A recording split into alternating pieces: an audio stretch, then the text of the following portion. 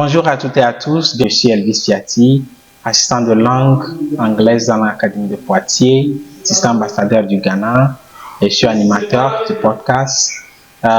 Aujourd'hui, j'ai mon invité Pénélope, qui est assistante ambassadrice de langue française en Allemagne. Et donc, elle va nous parler du système éducatif allemand. Bienvenue, Pénélope. Merci. Comment va l'Allemagne? Bien. Tu peux nous donner un avis général sur le système éducatif allemand? D'abord, il faut savoir que c'est très différent du système français, puisqu'en France, maintenant, depuis quelques années, on a l'école maternelle qui est obligatoire. Avant, ce n'était pas le cas. Tandis qu'en Allemagne, on a ce qui s'appelle le Kindergarten, donc le jardin d'enfants, et les parents décident s'ils veulent mettre leur enfant ou pas au Kindergarten. Donc entre 3 et 6 ans à peu près. Et ce n'est pas vraiment comparable c'est peut-être une sorte de mix entre l'école maternelle et la crèche en Allemagne, mais il y a beaucoup en fait de femmes qui s'occupent de leur enfant très tard. Il me semble que le congé maternité peut aller jusqu'à 3 ans. Donc il y a beaucoup de femmes qui restent au foyer pour s'occuper de leur enfant. Et si elles travaillent, elles peuvent mettre leur enfant au Kindergarten, par exemple. Donc moi, je suis assistante en Grundschule, donc en école primaire. Donc en école primaire en France, les classes vont du CP au CM2, de 6 à 11 ans. Tandis qu'en Allemagne, chaque région s'organise comme elle le souhaite, étant donné que c'est un système fédéral. Donc moi, je peux pas vous expliquer pour toutes les régions d'Allemagne, puisque c'est très différent. Mais il y a des régions où il y a 4 classes en école primaire, d'autres où il y a 5 classes, d'autres où il y a 6 classes, etc. Donc moi, par exemple, en Rhénanie-Palatinat, il y a 4 classes, donc de 6 à 7 ans. C'est la Erste Klasse, de 7 à 8 ans, Zweite Klasse, Dritte Klasse de 8 à 9, et de 9 à 10, Vierte Klasse. Donc c'est les numéros 1, 2, 3, 4. Et ensuite, on arrive au Gymnasium, par exemple, qui est la filière généraliste. Donc c'est le collège et le lycée en même temps. Mais ça peut aussi être un enseignement plus technique ou professionnel. Donc ça peut être la Gesamtschule et ça peut être la Realschule. Et donc ça, c'est 3 types de collèges-lycées différents. Un petit peu comme en France, on a le lycée général, professionnel et technique. Et ensuite, on passe l'Abitur, le baccalauréat, et on arrive, grâce à cet Abitur, on peut travailler, on peut étudier à l'université. Et chaque université, évidemment, a ses spécialités aussi, ses disciplines. Par exemple, à côté de chez moi, il y a Trier, donc Trèves, où il y a une université qui est plutôt spécialisée en pédagogie. Donc les personnes qui veulent devenir professeurs, elles vont plutôt aller dans cette ville-là, plutôt que dans une autre ville de la région, etc. Ça veut dire que ce type d'institutions ou bien d'écoles ou bien universités sont situées dans une ville précise? Oui, ça veut dire qu'il faut bien se renseigner si par exemple on est allemand, pour savoir dans quelle région, ou si on est un Français qui veut étudier à l'étranger, dans quelle région se trouve quelle spécialité. Et puis il y a des universités qui sont plus ou moins bonnes. Je pense qu'il doit y avoir un classement aussi des meilleures universités d'Allemagne, voilà, etc. Est-ce qu'il passe aussi quelque chose comme le brevet d'études en passant du collège au lycée? Est-ce qu'il y a un examen national comme en France? La sélection, en fait, en Allemagne, se fait beaucoup entre l'école primaire et le collège du lycée. Parce qu'on décide dès la fin de l'école primaire, voire même avant, parce qu'il y a des écoles primaires pour des enfants qui ont plus de difficultés aussi. Si on veut que l'enfant poursuive sa scolarité plutôt en général, ou plutôt en technique, ou en professionnel. Donc il y a une grosse sélection entre l'école primaire et le collège-lycée. Ok. Et l'Abitur n'est souvent obtenu que vers l'âge de 19 ans en Allemagne.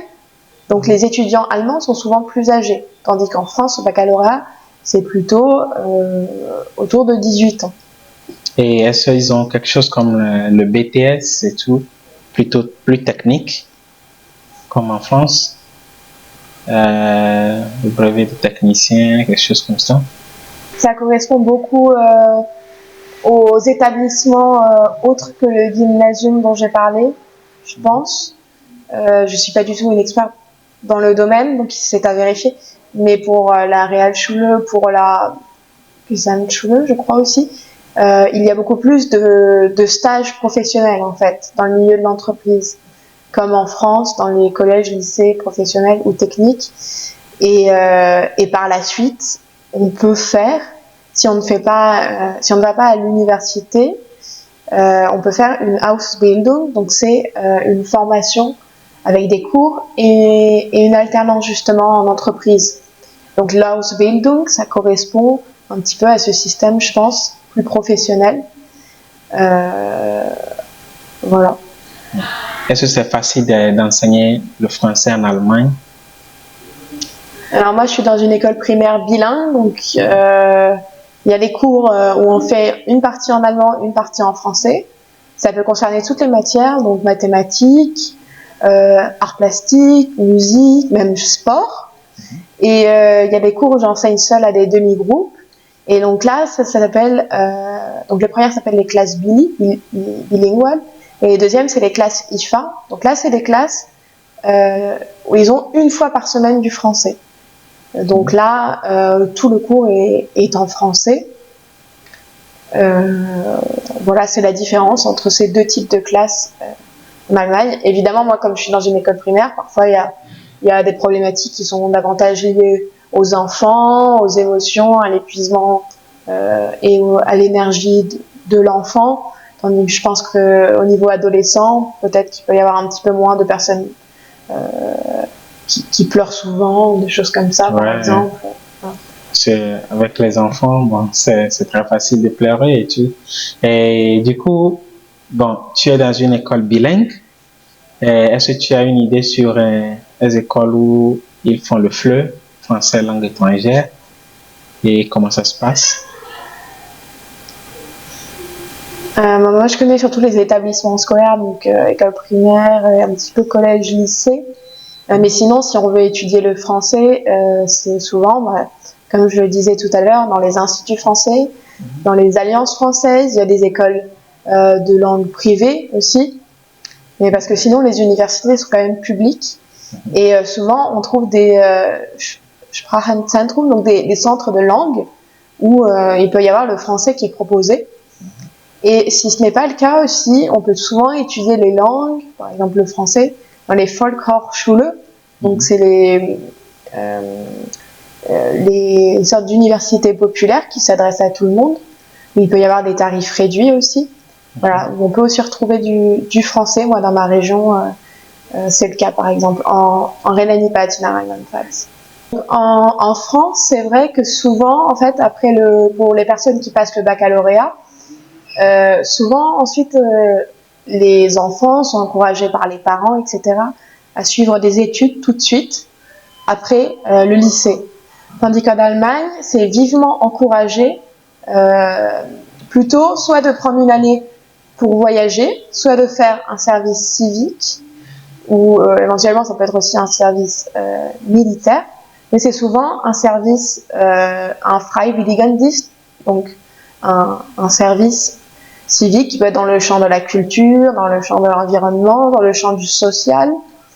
Et ça dure 1 an, donc entre l'abitur, le baccalauréat, et l'université ou la Ausbildung, donc la formation en alternance, les jeunes Allemands voyagent ou font une année de volontariat, voilà, ont une expérience intermédiaire. Et ça, c'est vrai que c'est très intéressant en termes de modèle, et que souvent les Français et les Allemands ont du mal parfois à comprendre